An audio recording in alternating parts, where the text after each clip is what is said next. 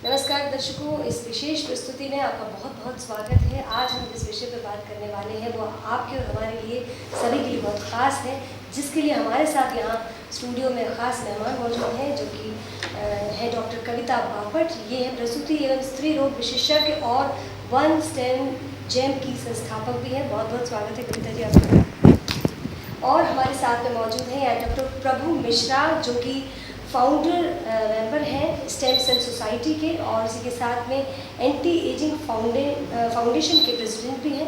बहुत बहुत स्वागत है डॉक्टर साहब का। स्टेम सेल जो है अपने आप में बढ़ता हुआ एक विषय है। लोगों को बहुत ज़्यादा जिज्ञासा है कि स्टेम सेल क्या है। तो सबसे पहले कविता जी आपसे जानना चाहेंगे स्टेम सेल क्या है। ये स्टेमजेन जो मैंने इस सेंटर का ओपनिंग किया है आज, ये वन स्टेम जेम्स के नाम से। स्टेमजेन बेसिकली डॉक्टर प्रभु का एक बेसिक थेरापेटिक रिसर्च और थेरापेटी का सेंटर है। उसके साथ मैंने अपना कोलैबोरेशन किया है वन के साथ, तो ये वन स्टेमजेन खोला हुआ है। स्टेम सेल थेरेपी हमारे सबके इसमें बहुत आगे रिसर्च में और आगे सभी जगह बहुत बहुत यूज़ होने वाली थेरेपी है। ये सभी बीमारियों के लिए और इसके लिए स्टेम सेल हमारी बॉडी में ही होता है। वो स्टेम सेल थेरेपी में कैसा यूज़ किया जाएगा उसके लिए है स्टेम सेल्स। जी, तो डॉक्टर प्रभु आपका क्या कहना है कि इंडिया में देखा जाए तो किस तरीके से हम स्टेम सेल जो फैसिलिटी देख सकते हैं? स्टेम सेल्स बहुत ही तेज़ी से प्रोग्रेस कर रहा है और ये आज का विषय नहीं है, क्योंकि बोन मैरो ट्रांसप्लांट देखें तो डिकेड से हो रहे हैं। और बोन मैरो ट्रांसप्लांट जो होता है इसमें हिमेटोपोएटिक स्टेम सेल्स होता है, जो कि ब्लड रिलेटेड डिजीज में इसका एप्लीकेशंस होता है, जैसे thalassaemia, sickle cell anaemia, lymphoma, leukaemia. इसमें वेल एस्टेब्लिश्ड क्लिनिकल प्रैक्टिस के तौर पे आ रही है।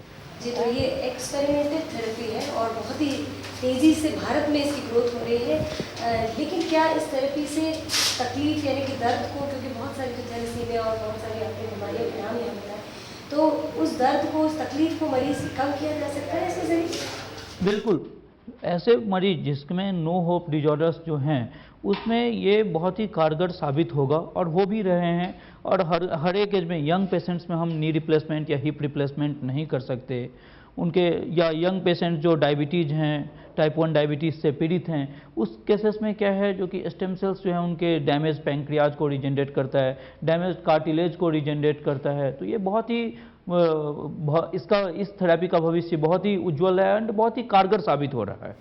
जी, कविता जी आपसे हम ये जानना चाहेंगे, क्योंकि आप संस्थापक हैं स्टेमजेन संस्था की, कि क्या मध्य प्रदेश में ये पहली क्लिनिक है, पहली संस्था? थेरेपी का स्टेम सेल का ये पहला सेंटर है और इसलिए शुरू किया गया है कि मैंने अपना एक IVF सेंटर शुरू किया है। मतलब उस IVF सेंटर में कुछ 90% कुछ मशीनों के साथ स्टेम सेल की भी कुछ मशीनें ऐड कर ली जाएं तो स्टेम सेल सेंटर हम लोग कर सकते हैं। इसलिए थेरापेटिक फॉर्म में हम लेके आए हैं और मेरे को हमेशा से आदत है कि कुछ न कुछ नया मैंने करते आई हूँ। 7 साल पहले मैंने वन डे हिस्टेक्टोमी शुरू किया था, तो it was also innovation for the Madhya Pradesh. Then उसके पहले मैंने ब्रेस्ट केयर को भी इन मध्य प्रदेश में पहली बार किया था और सर्वाइकल वैक्सीन लगाने वाली भी मैं मध्य प्रदेश में पहली पर्सन थी। तो मैंने सोचा कि इंदौर को अब इतना ग्रोथ हो रहा है, इतना हमारा शहर मेट्रो में चेंज हो रहा है, तो इंदौर को भी स्टेम सेल थेरेपी की ज़रूरत है। इस बात को और धारणा को मन में लेके स्टेम सेल थेरेपी को लेके मैं इंदौर में आई हूँ। जी, बहुत स्वागत है आपकी इस पहल का। और हमारे दर्शक, क्योंकि स्टेम सेल जो है एक नया सब्जेक्ट, एक नया विषय, बहुत ज़्यादा लोगों को इसकी जानकारी नहीं है, तो ये किस तरह से काम करता है। डॉक्टर साहब ने बताया कि किस तरह से कौन कौन सी बीमारियों को कंट्रोल कर सकता है या उन बीमारियों में हेल्पिंग हो सकता है, उनकी क्योर हो। तो आप और विस्तार से बताइए कि स्टेम सेल थेरेपी से, जैसे मैं स्त्री रोग विशेषज्ञ हूँ, तो इनफर्टिलिटी के मरीजों में भी स्टेम सेल काम आता है। नंबर 2, ये एंटी एजिंग में बहुत अच्छा स्टेम सेल काम करता है। एंटी एजिंग मतलब जैसे झुर्रियाँ पड़ रही हैं, बालों पे, चेहरों पे निशान हो रहे हैं, एजिंग के चेंजेस आ रहे हैं, तो अपना ही पेरिफेरल ब्लड लेके उसके स्टेम सेल बना के उसका ट्रीटमेंट किया जा सकता है। तो एंटी एजिंग एक बहुत बड़ा विषय है। नंबर 3 विषय है डायबिटीज़ के मरीज, उनके लिए ये एक जादू नहीं है, स्टेम सेल जादू नहीं है, ये थेरेपी है। और इससे हम मरीजों को जिनको बिल्कुल ना उम्मीद है कुछ कुछ चीज़ों से, जैसे बड़ी बड़ी बीमारियां, जैसे सिरोसिस है, पैनक्रियाटिक प्रॉब्लम्स हैं, जैसे लिवर फेलियर है, किडनी की प्रॉब्लम्स हैं, और भी कुछ बड़ी आर्थराइटिस है जिसमें उनका होप जा चुका है, उनके लिए ये एक होप बन के आएगा। उनका कंप्लीट क्योर नहीं होगा पर 20 से 80% तक रिलीफ होने के चांसेस हैं। थोड़ा सा और विस्तार से हम जानना चाहेंगे कि स्टेम सेल पर्टिकुलरली हम इसे परिभाषित करते हैं हमारे दर्शकों के लिए, तो आसान भाषा में इसे बताइए कि किस तरह से। स्टेम सेल एक बहुत छोटा सा पॉइंट है कि स्टेम सेल जो सेल होती है उससे कई प्रकार की सेल बन सकती है, तो वो मास्टर सेल है हमारे शरीर का। उस एक सेल से आपकी हार्ट की भी सेल्स बन सकती है, बोन्स की भी सेल्स बन सकती हैं, आपकी लिवर की भी सेल्स बन सकती है, तो वो मास्टर सेल है और वही हम अपने अंदर डालें तो वो रीजनरेट होती हैं। जिस ऑर्गन में जहाँ पर डालें तो वहाँ पर रीजनरेट होके उसका रीजनरेशन करती है। मतलब जैसे स्टेम सेल लिया और उसको यदि कार्डियक में डाला गया तो कार्डियक टिश्यू बनाएगी, वो रीजनरेट होकर कार्डियक टिश्यू बनाती है क्योंकि वो मास्टर सेल है। तो स्टेम सेल मास्टर सेल है बेसिकली। डॉक्टर साहब, आपसे हम जानना चाहेंगे हमारे दर्शक की बढ़ती उम्र में भी यदि एजिंग है उस उम्र में भी ये कारगर होती है? बिल्कुल, जैसे बढ़ती उम्र के साथ हमें भूलने की आदत हो जाती है, जैसे डिमेंशिया की शुरुआत कहते हैं, जो अल्जाइमर की शुरुआत होती है। तो अल्जाइमर एक न्यूरोलॉजिकल समस्या है, उसमें हाथ का हिलना, ट्रेमर आने लगते हैं, फिर धीरे धीरे भूलने की और भी बहुत सारे न्यूरोलॉजिकल डिटेरियोरेटिंग कंडीशंस होते हैं। उसमें स्टेम सेल्स का योगदान है और उसमें जो डैमेज नर्व सेल्स हुए हैं उसको ये दोबारा रीजनरेट करता है। कविता जी, आपसे हम जानना चाहेंगे कि स्टेम सेल्स जो होती हैं वो एमिकल कॉर्ड से भी ली जाती है और उसको बैंक किया जाता है, वो और ये जो थेरेपी है सेल्स से होती है वो किस तरीके से भिन्न है? करेक्ट। हमने जो चालू किया है one stem cell centre, it's a therapeutic centre, मतलब यहाँ से थेरेपी दी जाएगी। और कॉर्ड बैंकिंग जो होती है, जो कॉर्ड सेल से ब्लड निकाली जाती है उसकी बैंकिंग की जाती है। बैंकिंग मतलब उसको संभाल के रखा जाता है और यूज़ करा जाता है, शिशु से लिया जाता है, उसके कॉर्ड से लिया जाता है। और वो सारी की सारी सेल्स, वो सारा कॉर्ड सेल से जो बैंकिंग किया जाता है वो सारा यूज़ उसी बच्चे को जब उसको ज़रूरत होगी कई भी डिसीजेस में तब काम आएगा। और जो हम लोगों ने जो थेरेपी करते हैं उसके कई सोर्सेस होते हैं, जैसे वो निकाला अपने शरीर से जाता है और अपने को ही लगाया जाता है। तो ये फास्ट प्रोग्राम है। और cord cell banking is just like a long procedure कि आपने बैंक करके रखा, जब आपको ज़रूरत पड़ी तब यूज़ किया, ऐसा नहीं है। ये मिथ्या थी, लोगों को मिसकंसेप्शन भी था कि शायद जब भ्रूण है बच्चा, मतलब या कॉर्ड से ही लिया जा सकता है तभी आप स्टेम सेल की फैसिलिटी का फ़ायदा उठा सकते हैं। लेकिन आपने ये बहुत क्लियर किया कि बाद में भी कोई व्यक्ति अपनी सेल से अपनी ही बीमारियों से फ़ायदा ले सकता है, के लिए फ़ायदा ले सकता है। Doctor Prabhu, source of stem cells पर हम आ गए हैं कि हमारे दर्शक जानना चाहेंगे और क्लैरिटी चाहेंगे सब्जेक्ट पे कि सोर्स ऑफ स्टेम सेल्स क्या क्या होती है, किस तरह से ले सकते हैं? बहुत ही सोर्स हैं हमारे शरीर में स्टेम सेल्स के। जर्म लेयर से जब तक हम कंप्लीट एडल्ट हो जाते हैं वहाँ पे बहुत सारे ऐसे जगह हैं जहाँ पे स्टेम सेल्स प्रचुर मात्रा में होती हैं। तो जो मोस्ट कॉमन प्लेस है जैसे बोन मैरो, जिसको हिप बोन कहते हैं, जहाँ पे ब्लड की फॉर्मेशन होती है, बोन मैरो है। हमारे पेट की चर्बी है, फैट जो है, फैट में स्टेम सेल्स होते हैं। डेंटल पल्प में होता है स्टेम सेल्स। हमारी पेरीफेरी में जो ब्लड सर्कुलेट कर रहे हैं उसमें होता है। और कॉर्ड ब्लड भी एक सोर्स है, डेंटल पल्प सोर्स हैं। तो इस तरह के बहुत सारे सोर्स हैं हमारे शरीर में। जो सबसे कॉमनली यूज्ड होते हैं बोन मैरो, फैट, इनका यूज़ बहुत ही कॉमन है और ब्लड डेराइव जो हैं। जी, एक खर्च की बात बहुत इम्पोर्टेंट है लोगों के लिए कि स्टेम सेल का जो प्रिजर्वेशन किया जाता है उस पर कितना खर्च आता है या इस प्रोसीजर के लिए कितना खर्च आता है? हम लोग थेरेपी शुरू की है हमने। It's a therapy, it's not a cord stem cell banking. Banking अलग चीज़ है और थेरेपी अलग चीज़ है। मतलब ये भ्रांति से लोग दूर रहें कि ये जो सेंटर चालू हुआ है यहाँ पे कॉर्ड सेल की बैंकिंग होगी। No, it's not a cord cell banking centre, it is a therapeutic centre. हम आज ही पेशेंट हमारे पास आएगा, आज ही उसके कुछ इन्वेस्टिगेशंस होंगे, आज ही उसका ब्लड लिया जाएगा, या तो बोन मैरो से लिया जाएगा या फैट से स्टेम सेल लिए जाएंगे या पेरिफेरल से ब्लड लिया जाएगा और उसको मशीनों में सेपरेट करके उससे स्टेम सेल निकाले जाएंगे और वो उसी मरीज पे यूज़ करेंगे। और मुश्किल से मरीज को 1 या 1.5-2 घंटे अस्पताल में रहना पड़ेगा। जी, तो ये एक अलग विषय हो गया, स्टेम सेल्स को उसी मरीज के अंदर से निकाल के, और ये केस टू केस डिफर। हाँ, इसलिए कॉर्ड ब्लड से कोलेट डिफरेंट है। हाँ, इट्स नॉट। बहुत क्लैरिटी आई होगी हमारे दर्शकों को, अब ये बात समझ में आई होगी कि बैंक बहुत अलग है और ये थेरेपी है। थेरेपी का खर्च केस टू केस होता होगा। 20,000 से लेके 5 लाख तक का खर्चा आता है। डॉक्टर प्रभु, लिवर ट्रांसप्लांट के बहुत सारे केसेस इंदौर में और मध्य प्रदेश में हो रहे हैं, तो आपसे ये जानना चाहेंगे कि ये जो थेरेपी है वो किस तरह से हेल्पफुल हो सकती है? लीवर डिजेनरेशंस, जो लीवर के जो प्रोजेनाइटर सेल्स कहते हैं, जनन से पहले का सेल्स, उसको हेपेटोसाइट्स कहते हैं। और स्टेम सेल्स में बहुत ही पोटेंशियल सेल्स होते हैं जो कि डैमेज लीवर को रीजनरेट करता है बहुत हद तक।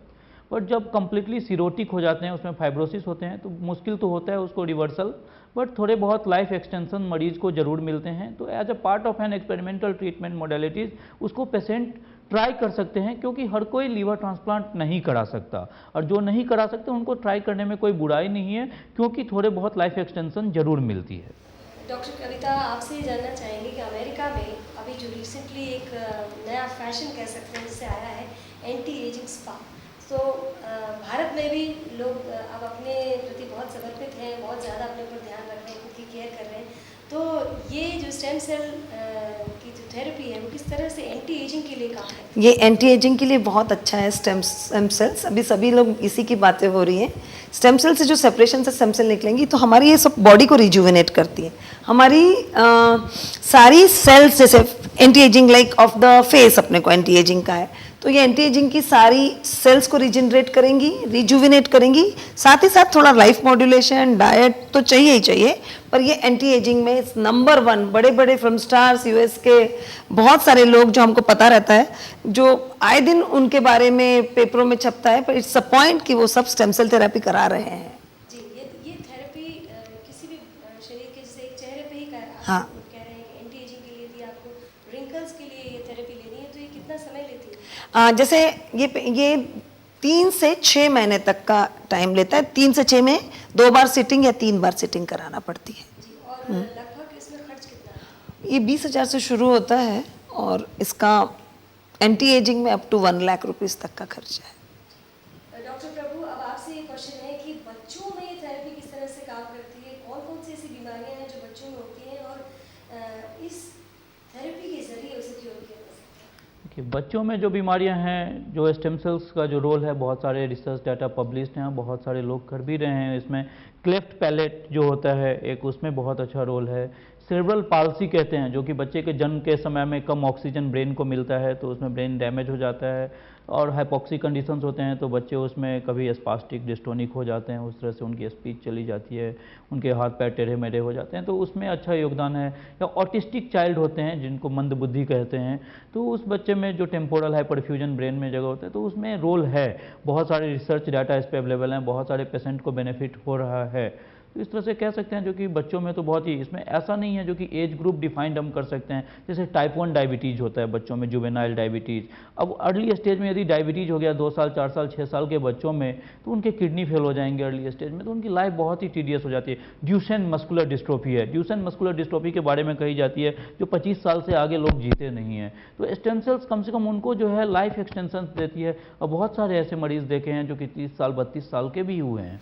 जी, तो बहुत सारे दर्शकों, आपने सुना कि क्रिटिकल जो डिजीजेज हैं, बहुत सारी जन्मजात बीमारियां भी ऐसी हैं जिनका कोई क्योर नहीं है, लेकिन इस थेरेपी के जरिए उसे काफ़ी हद तक ट्रीट किया आशा जा दिखाई सकता है। और आगे हम ये जानना चाहेंगे कि लोग बहुत कई बार जो ट्रॉमा डिजीजेज हो जाती है या पैरालिसिस हो जाते हैं, दुर्घटनाओं के शिकार होते हैं, हमेशा हमेशा के लिए बेड पर चले जाते हैं, क्या उन बीमारियों में भी थेरेपी काम करती है? देखिए, जैसे स्पाइनल कॉर्ड इंजरी हुआ, रोड ट्रॉमा बेस, या कहीं इस तरह से तो व्हील चेयर पर आ गए, तो इसमें क्या होता है, जैसे हेमीप्लेजिया या पैराप्लेजिया, तो उसमें व्हील चेयर पर आ गए, ब्लडर बॉवेल कंट्रोल जो चला जाता है। तो स्टेम सेल से बहुत सारे लोगों ने क्लिनिकल ट्रायल डाटा देखें, तो उसमें दिख जाती है, जो कि अर्ली इंजरी हो और बहुत पुरानी इंजरी नहीं हो, तो रीस्टोर होते हैं। और ये नहीं कहेंगे हमारी तरह नॉर्मल हो जाएंगे, कभी किसी केस में ब्लडर बॉवेल कंट्रोल आ जाता है, बट ऐसे पेशेंट जो बोल नहीं सकते, जो कि हमें टॉयलेट जाना है, यदि वो इतना बोल रहे हैं, तो उनके अटेंडेंट के लिए लाइफ जो है बहुत ही आसान हो जाता है। तो इस तरह के रिजल्ट्स दिखते हैं। थेरापेटिक रिजल्ट्स हैं ये, मतलब थोड़ी आशा की किरण तो आ ही सकती है। जिनके बिल्कुल क्रॉनिक डिसीजेस हैं, और जो बेचारे अदरवाइज ट्रांसप्लांट नहीं करा सकते, बहुत सारे स्ट्रोक के पेशेंट्स हैं जिनकी पूरी आशा जा चुकी है, उनको हम होप दिखा सकते हैं। कोई मिरेकल नहीं कर सकते, बस स्टेम सेल इज अ, वैसे देखा जाए तो ये इट्स अ प्रोग्रेस कर रहा है। एवरी डे स्टेम सेल्स में नया नया कुछ आ रहा है। तो थेरापेटिक यदि राइट तरीके से राइट टाइम किया जाए तो there is a good chance, 20 to 80% chances है। दर्शकों, ये जानना बहुत ज़रूरी है कि यदि सही समय पर आप इस दिशा में आगे बढ़ते हैं तो काफ़ी हद तक समस्याओं को कम किया जा सकता है, काफ़ी हद तक आप इस थेरेपी स्टेम सेल थेरेपी जो है उसके ज़रिए अपने आप को क्योर कर सकते हैं, चाहे बीमारी कितनी भी क्रिटिकल क्यों ना हो। डॉक्टर कविता, आपसे एक मेरा पर्सनल क्वेश्चन भी है, बहुत मेरे दर्शक भी ये जानना चाहेंगे आपसे कि आप प्रदेश की बहुत ही बड़ी स्त्री रोग विशेषज्ञ हैं, आपका बहुत नाम है क्षेत्र में, तो आपने ये स्टेम सेल्स थेरेपी की तरफ रुझान किस तरह से दिखाया? मेरे को बापट हॉस्पिटल को रन करते करते 25 साल हो गए, तो दिस इज़ माई 25 ईयर्स। तो मैं बार बार सोचती थी कि मुझे कुछ नया करना है। इतने कॉरपोरेट हॉस्पिटल्स हमारे शहर में आ चुके हैं, उनकी कंपटीशन में खड़े होना और मुझे अपने आप को आउटस्टैंड करना, ये दो चीज़ें बहुत इंपॉर्टेंट है, नंबर 1। नंबर 2, 25 साल से यदि मैं कोई चीज़ लेके आई हूँ तो मुझे कुछ नया करने का बहुत वो था। तो मैं बार बार यूएस जाती हूँ या बार बार आई गो टू द कॉन्फ्रेंसेस, तो मुझे लगा इंदौर और मध्य प्रदेश को आज भी ज़रूरत है स्टेम सेल थेरेपी की। मेरे कोई बच्चे डॉक्टर नहीं हैं, नंबर 1 चीज़। तो आज जो भी मैं करना चाहती हूँ वो मैं लोगों को दे सकूँ, इसलिए मैंने स्टेम सेल थेरेपी अपने साथ ऐड करी है, क्योंकि ये पूरे के पूरे मध्य प्रदेश में it will be the first centre for the stem cell therapy and it will be new to the people. और ये किसी भी कॉरपोरेट कल्चर में नहीं है, नंबर 1 अभी as it is. Number 2, it will give me as well as to the city some good name. इसकी वजह से मैंने ये चालू करने का मन बनाया है। पूरे मध्य प्रदेश को अपने आप में एक अनोखी और बिल्कुल नई चीज़ जो कि स्टेम सेल थेरेपी है देने के लिए आपने जो कदम उठाया, उसके लिए आपको बहुत बहुत प्रतिसाद हम देंगे। और दर्शकों, हमें उम्मीद है कि आप स्टेम सेल थेरेपी को अच्छी तरह से समझ पाए होंगे। यदि आपके मन में भी कोई जिज्ञासा है या आप ज़्यादा जानकारी चाह रहे हैं तो स्क्रीन पर दिखाए जा रहे नंबरों पर संपर्क कर सकते हैं। इस कार्यक्रम में फिलहाल इतना ही, बने रहिए हमारे साथ। नमस्कार।